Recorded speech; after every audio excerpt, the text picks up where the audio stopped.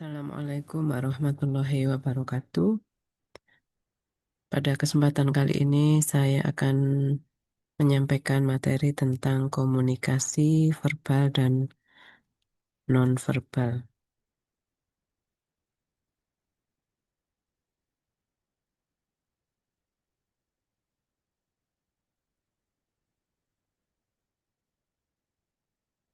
Eh, Secara definisi yang dimaksud dengan komunikasi verbal adalah komunikasi yang menggunakan simbol verbal atau bahasa. Simbol verbal itu sendiri merupakan pencapaian manusia yang paling impresif. eh, Secara fakta, di dunia ini lebih dari 10.000 bahasa dan dialek yang digunakan oleh umat manusia.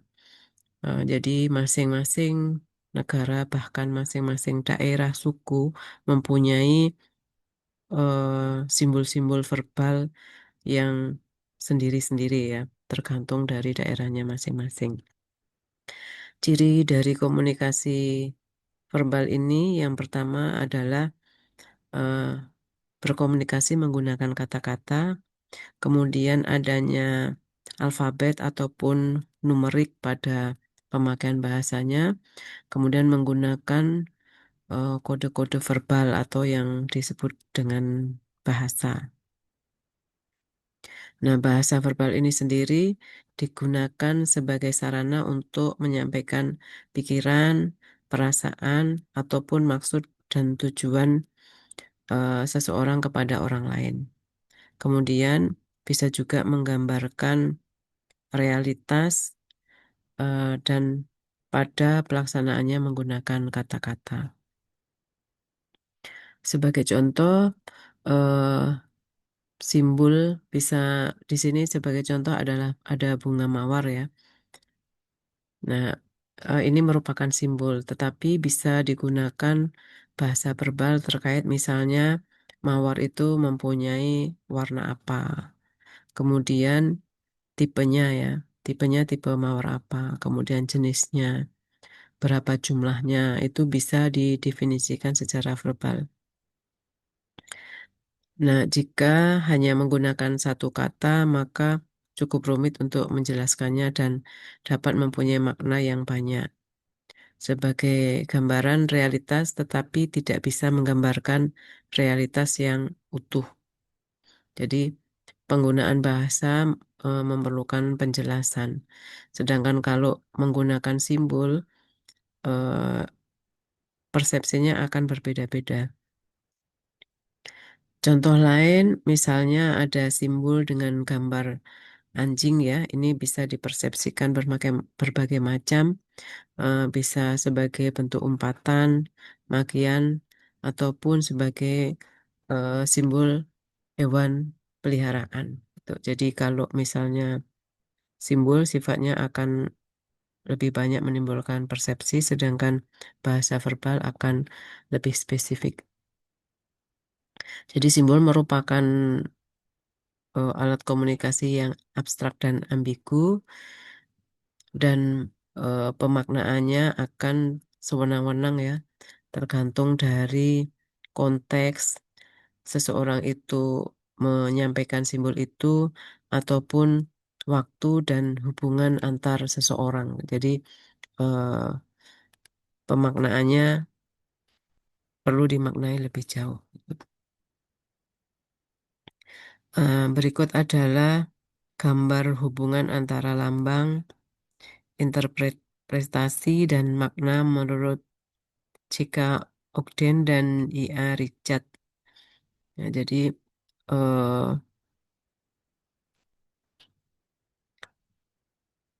gambar ini mewakili hubungan eh, antara lambang, interpretasi, dan objek. Ya. Di mana lambang itu akan secara langsung memberikan eh, interpretasi atau hasil kepada seseorang. Nah, kemudian eh, interpretasi dari objek itu tergantung dari hubungan antara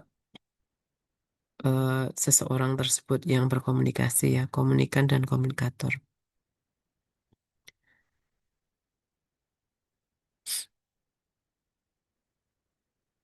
Makna kata terbagi dari dua, yaitu makna denotatif dan konotatif. Makna denotatif ya, di sini kata sebagai eh, bahasa untuk berkomunikasi itu bersifat objektif, makna yang sebenarnya dan faktual. Kemudian eh, makna secara denotatif ini seperti apa yang terdefinisi di dalam kampus. Sedangkan kata juga bersifat konotatif, jadi kalau misalnya seseorang menyampaikan sesuatu dengan kata, dia mempunyai makna denotatif maupun konotatif. Konotatif ini lebih bersifat objektif dan emosional, jadi bisa melihat dari aspek hubungan seseorang, emosi seseorang tersebut gitu. Jadi meskipun kata-katanya eh, secara umum sama, tetapi ketika emosional seseorang itu eh, berbeda saat menyampaikannya, maka bisa menimbulkan persepsi yang berbeda. Nah, bahasa di sini tadi yang bisa digunakan sebagai komunikasi secara verbal mempunyai fungsi menurut Larry L. Becker adalah penamaan atau labeling, identifikasi objek, tindakan orang sehingga bisa dirujuk. Kemudian menunjukkan interaksi, berbagi gagasan dan emosi sehingga bisa mengundang perhatian dan simpati atau kemarahan dan kebingungan. Kemudian bisa juga bersifat berfungsi sebagai transmisi atau penerimaan informasi dari orang lain secara langsung ataupun tidak langsung. Nah, keistimewaan bahasa sebagai sarana transmisi informasi ini bisa bersifat lintas waktu ya maupun tempat ya, yang bisa menghubungkan masa lalu, masa kini dan masa depan.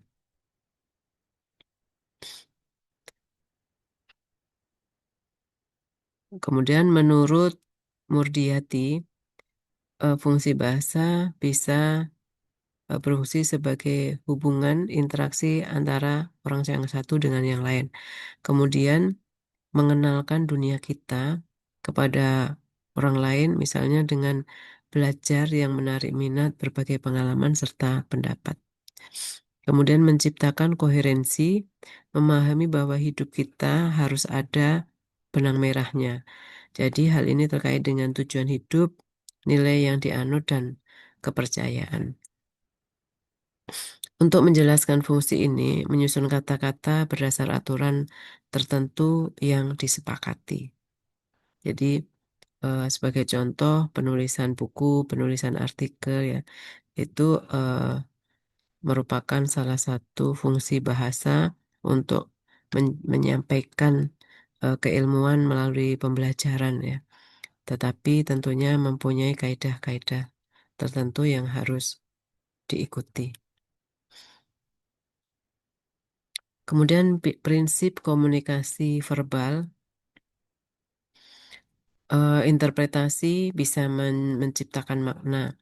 Simbol tidak absolut, maka butuh interpretasi. Sebagai contoh, eh, secara komunikasi verbal, kata-kata yuk jalan itu bisa mengandung beberapa interpretasi. Bisa dalam bentuk ajakan untuk eh, jalan kaki, ajakan untuk naik kendaraan, ataupun kondisi seseorang yang akan pergi. Jadi hal ini tergantung dari interpretasinya.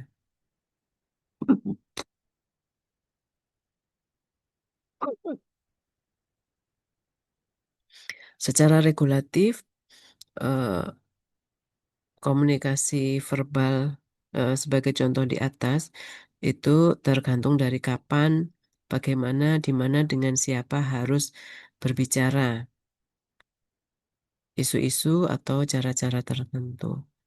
Kemudian menilai jenis komunikasi yang dilakukan menyimpulkan apa. Sebagai contoh, Tidak menyela pembicaraan, tidak boleh bicara saat makan, boleh interupsi saat berbicara santai. Kemudian ayah ibu adalah panggilan orang tua. Bersalaman adalah tanda hormat. Tamparan adalah kekerasan. Komunikasi adalah aturan yang dipadu. Aturan komunikasi sifatnya konsensus, hadir karena interaksi sosial dan biasanya secara tidak disadari.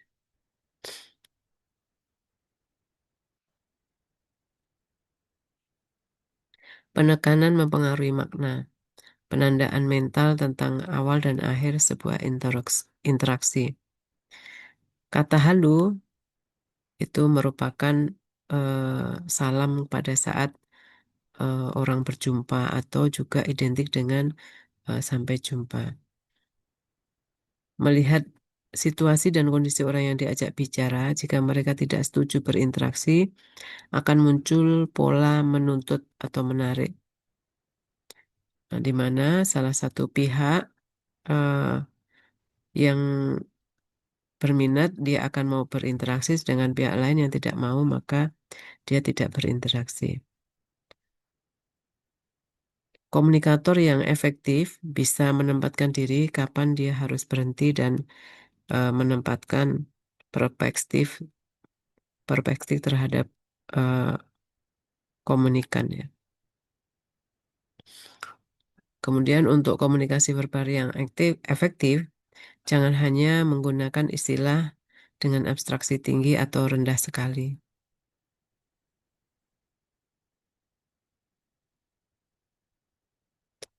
Sebagai contoh, keadilan, demokrasi, ini harus diberikan realitanya. Menghindari kata semua, seluruh, pasti.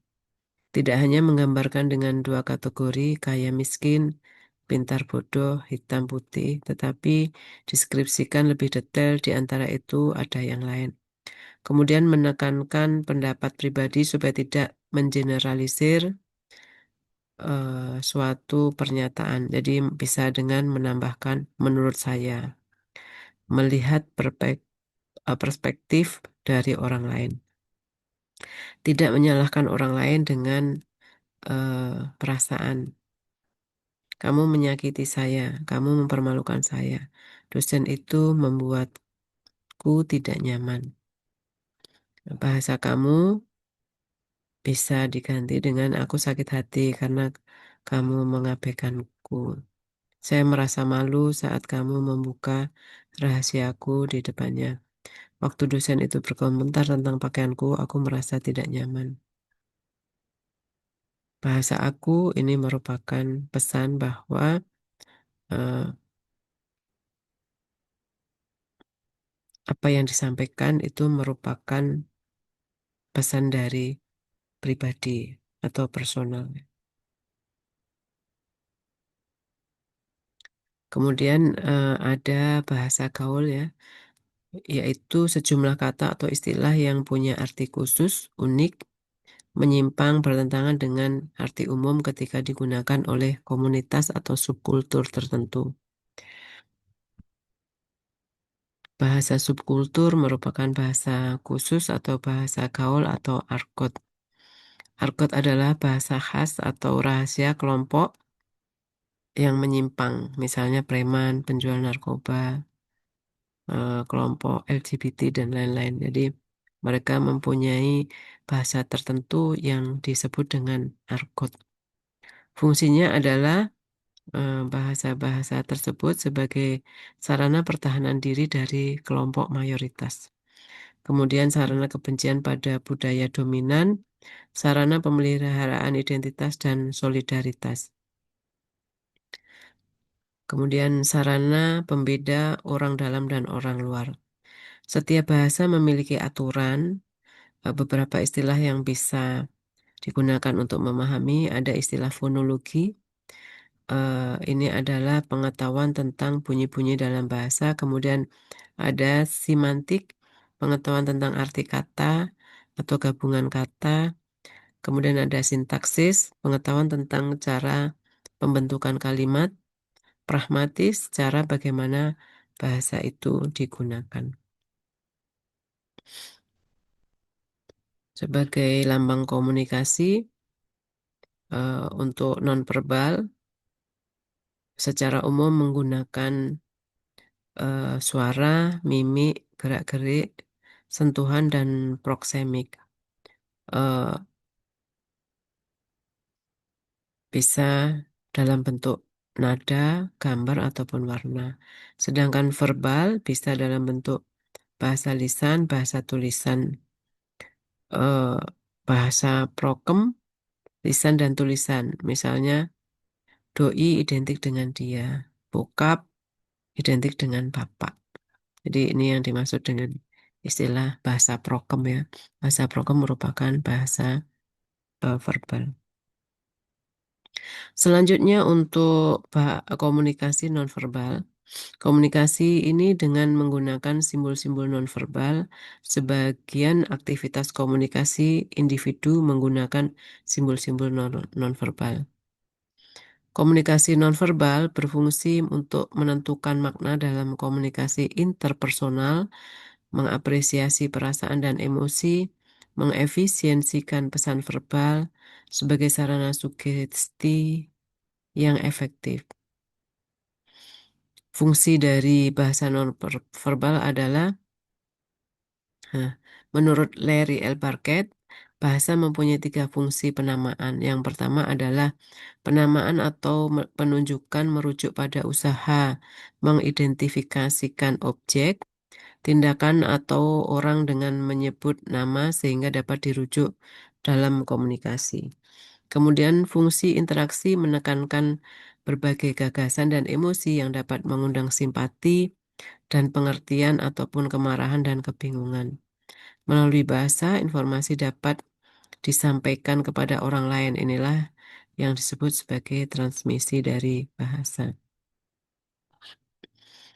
Bahasa juga berfungsi untuk mengenal dunia sekitar kita, berhubungan dengan orang lain, menciptakan koherensi dalam kehidupan kita.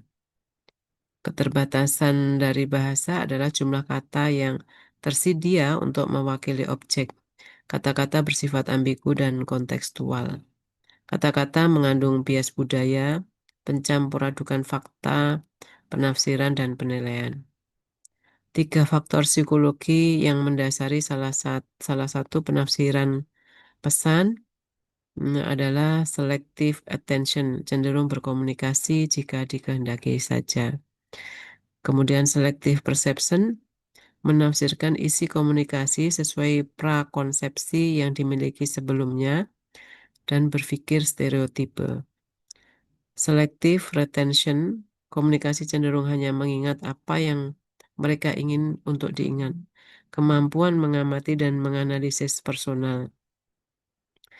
Kemampuan menarik perhatian, kemampuan mempengaruhi pendapat, kemampuan menjalin hubungan, dan suasana saling mempercayai.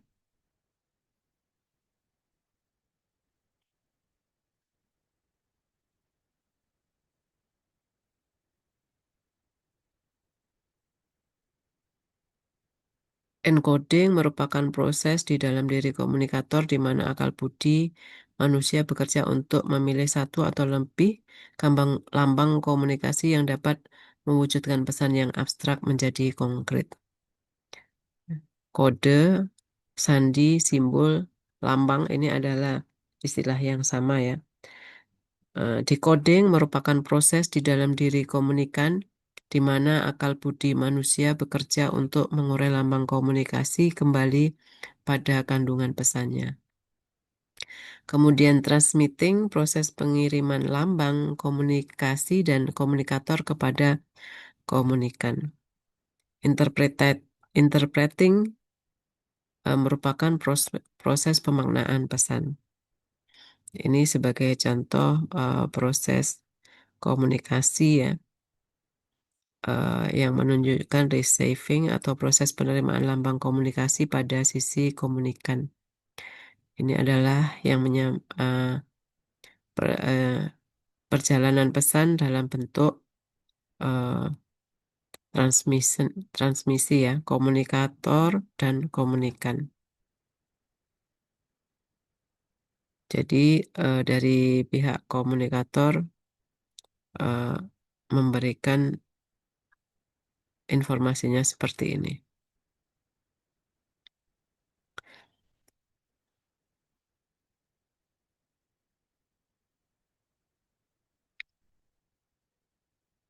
Antar daerah ya bisa berkomunikasi dengan baik jika saling memahami ya. Sebagai contoh kasus di sini, perbedaan bahasa daerah antara yang satu dengan yang lain eh, terdapat kata bujur ya. Dalam bahasa Sunda, kata bujur itu berarti pantat, sedangkan pada bata atau karo berarti terima kasih. Sedangkan eh, masyarakat Banjarmasin memberi makna bujur itu dengan benar. Jadi eh, perbedaan daerah bisa menimbulkan persepsi makna yang berbeda. Cowok Batak dan cewek Sunda nih sebagai contoh kasus ya. Bertemu di angkot. Cowok sok akrab dan berkata, biar saya yang bayar, Neng. Cewek tidak bisa menolak. Terima kasih, Kang, katanya. Cowok menjawab, bujur kembali. Cewek ini bisa marah ya. eh, karena makna yang diberikan dari kata bujur itu berbeda. Sehingga dia mengembalikan uangnya. Nah, jadi perbedaan makna antar daerah ini bisa menimbulkan kesalahan persepsi dalam berkomunikasi. Siswa kelas 6 SD suku Sunda menangis sepulang sekolah pada hari pertamanya di Banjarmasin. Kenapa kamu? Tanya ibunya. Putrinya menjawab, tadi di sekolah pelajaran berhitung dan ibu guru menyuruh saya menjawab pertanyaan. Saya sudah menjawab benar, tapi ibu guru bilang, kamu bujur, kamu bujur. Jadi terdapat perbedaan persepsi ya. Kemudian kasus antara bahasa daerah dan bahasa Indonesia. Seorang wanita menikahi lelaki Padang. Saat berbulan madu, mereka mengendarai mobil dan istrinya bertanya, Mas capek? Suaminya langsung tancap gas. Tak lama istri kembali bertanya, Mas capek? Suami mengemudi semakin kencang. Mas capek? Istri kembali bertanya. Suami akhirnya marah. Ini kan sudah capek, mau tabrakan kamu. Jadi kalau di dalam bahasa Indonesia, capek itu kondisi fisik yang lelah. Tapi bahasa Padang, capek itu maksudnya cepat dalam bahasa daerahnya. Jadi akhirnya menimbulkan kesalahan komunikasi. Kemudian bahasa Indonesia dan bahasa Malaysia. Rombongan peserta konferensi Indonesia tiba di Malaysia. Sesampainya di hotel terdapat pesan berbunyi, seluruh peserta dijemput ke tempat panitia pukul 20. Tepat pukul 20 rombongan Indonesia siap di lobi hotel hingga pukul 21. Jemputan belum juga datang. Salah seorang peserta menelpon panitia menanyakan keterlambatan itu. Seusai menelpon, orang itu tertawa terus membingungkan peserta lain. Dia menjelaskan bahwa mereka semua yang salah. Dalam bahasa Malaysia, dijemput berarti diundang. Jadi terdapat mispersepsi ya. Kalau Indonesia dijemput itu kan mau pergi, kemudian didatangi untuk diantar itu dijemput. Kemudian kasus antar negara, gadis Jerman yang sedang makan siang di hotel di Bali bertemu pria Prancis. Keduanya saling menyapa dengan senyum. Ketika pelayan menyuguhkan makanan, eh, pria Prancis mengangkat gelas dan berkata, Bon appetit. Kemudian gadis Jerman tidak mengerti ucapan itu dan menjawab Ginsberg, makan malam. Keduanya kembali bertemu.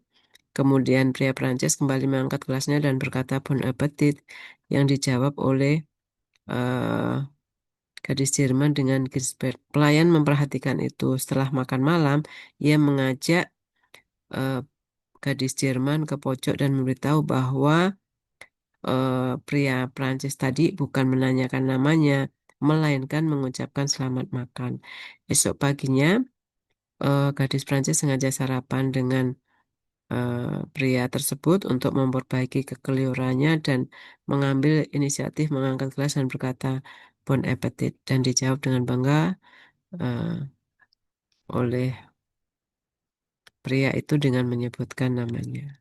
Jadi eh, perbedaan makna dari masing-masing daerah itu bisa menimbulkan kesalahan komunikasi. Pada komunikasi nonverbal terdapat hal yang perlu diobservasi untuk keberhasilan komunikasi.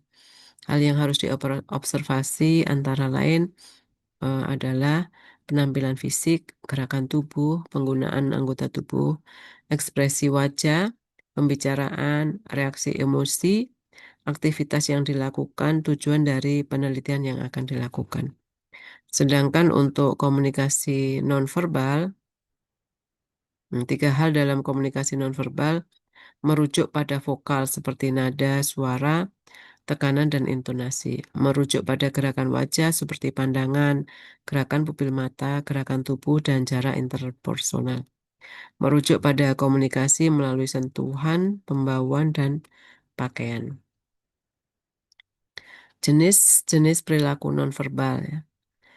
Kinesis merupakan gerakan dari bagian tubuh yang kecil atau mikrokinesis dan besar makrokinesis. Isyarat kinesis diperoleh dari kontak mata dan pandangan sekilas. Beberapa di antaranya adalah individu yang bergantung mungkin menggunakan kontak mata untuk mengkomunikasikan sikap positif guna membangkitkan sikap positif dari orang lain. Kontak mata merupakan hal yang wajib untuk berinteraksi. Jadi, eh, komunikasi dengan memberikan kontak atau kontak mata itu merupakan bahasa nonverbal yang menunjukkan respon positif seseorang, ya. Individu yang banyak memandang orang lain cenderung menjadi seorang yang dipandang, yang juga memandang dirinya sendiri sebagai seseorang yang memiliki kekuasaan dan status yang lebih besar. Orang yang dominan berbicara lebih banyak dan sedikit melihat. Namun, pandangan yang lama cenderung dilihat sebagai lebih dominan daripada pandangan yang luas dan singkat.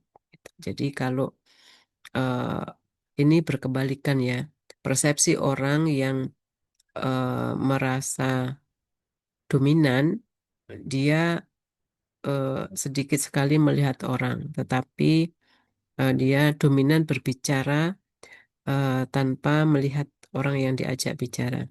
Tetapi sebaliknya, eh, kontak mata atau tatapan seseorang ketika berkomunikasi itu eh, dianggap lebih dominan oleh eh, lawan bicara, ya, dan pandangan yang luas gitu. Daripada pandangan yang luas dan singkat, ya, maksudnya daripada memandang sesaat. Mereka yang ekstrovert melihat lebih sering pada saat presentasi dari tatapannya yang lebih lama. Orang cenderung untuk memaksimalkan kontak mata dengan pembicara yang memiliki status sosial yang lebih tinggi.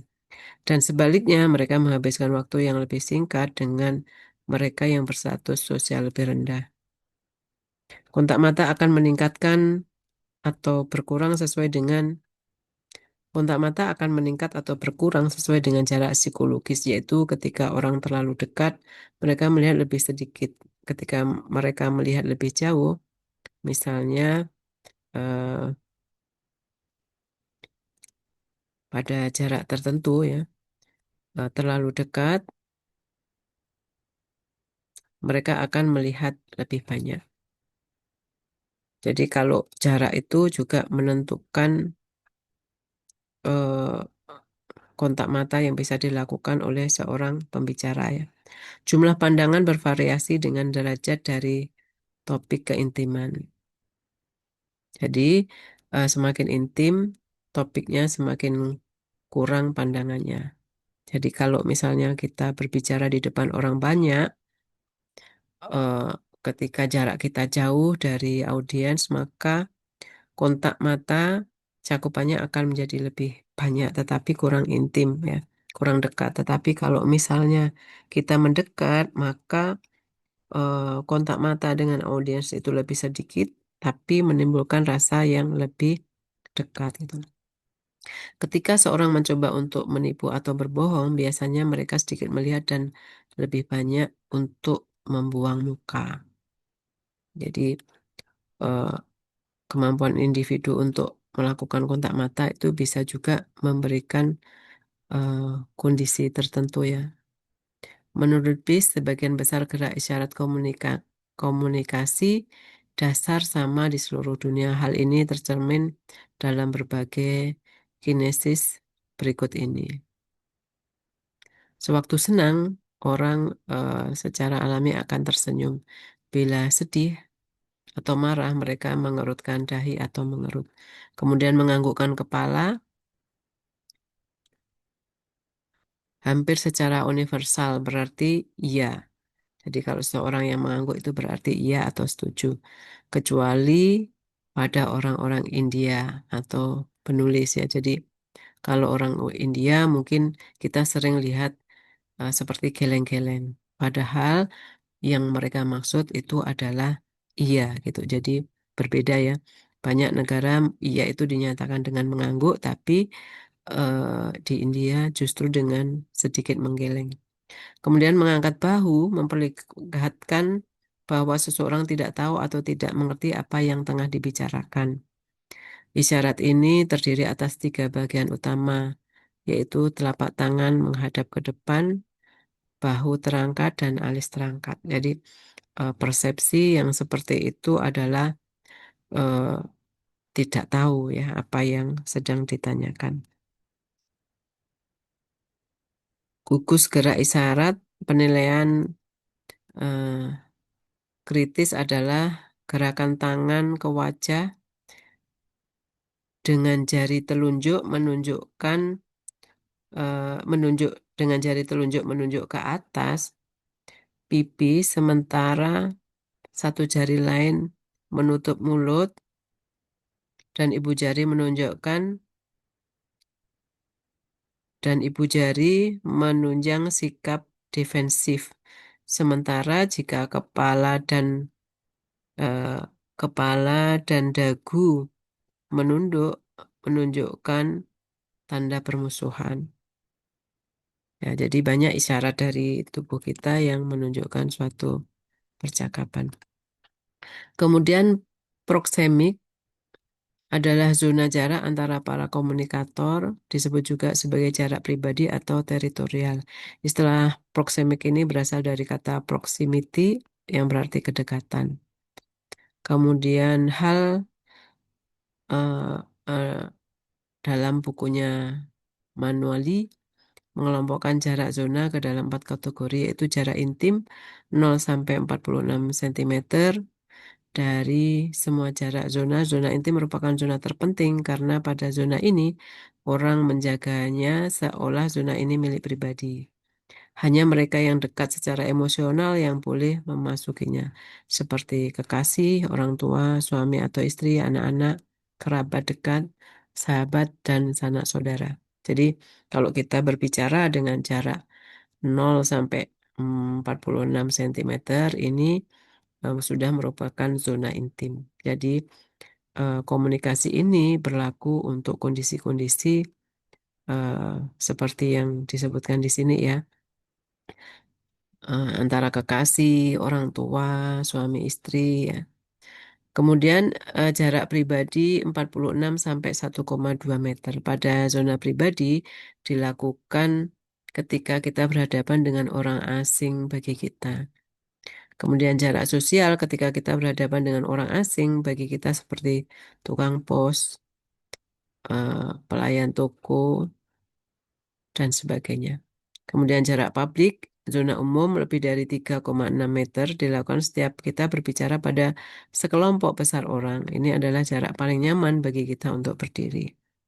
Ya, terdapat hubungan antara budaya dan proxemics sebagai contoh fakta bahwa orang dalam budaya tertentu berdiri lebih dekat satu sama lain ketika berbicara. Budaya juga mempengaruhi mode pakaian, kebiasaan makan, postur, dan perilaku nonverbal lain yang merupakan pesan spesifik bagi budaya tersebut. Berikutnya adalah paralinguistik, ya, isyarat paralinguistik, varian amplitudo kuat atau kerasnya suara, menengah hingga ekstrim, varian tinggi nada atau pitch, menengah hingga ekstrim, pitch kontur, bawah hingga atas, pitch level atas hingga rendah. Tempo adalah uh, kondisi lambat atau cepatnya berbicara, ya. Mengamati emosi melalui gerakan tubuh, ya. Wajah yang memerah, ukuran pupil, tatapan, postur, dan gerak isyarat, uh, jarak interpersonal. Kaitan antara observasi dan wawancara dalam bidang penelitian baik bersifat formal maupun informal. Observasi dan wawancara merupakan dua metode asesmen yang paling tua. Jauh sebelum penemuan tulisan, orang membuat penilaian dan evaluasi terhadap orang lain dengan mengobservasi perilaku mereka dan menceritakannya. Sebagai contoh, ujian lisan digunakan untuk mengevaluasi pegawai negeri di Cina untuk menguji mahasiswa pada abad pertengahan di lembaga seperti Universitas Oxford dan Bologna. Namun sampai saat ini observasi dan wawancara tetap populer dalam bidang pendidikan, pekerjaan, dan situasi-situasi klinis. Aspek nonverbal yang harus diperhatikan saat wawancara adalah penampilan fisik, gerakan isyarat, postur, kontak mata, ekspresi wajah, keterbangkitan emosional, dan percakapan. Jadi sebagai penutup bahwa model komunikasi ini sangat banyak, ya. Dan antara verbal dan non-verbal ini mempunyai pembagian masing-masing, dan ketika kita mempunyai tujuan untuk berkomunikasi dengan seseorang itu bisa dikombinasikan supaya tujuan yang kita inginkan tercapai, ya. Untuk materi kali ini saya cukupkan. Terima kasih atas perhatiannya. Wassalamualaikum warahmatullahi wabarakatuh.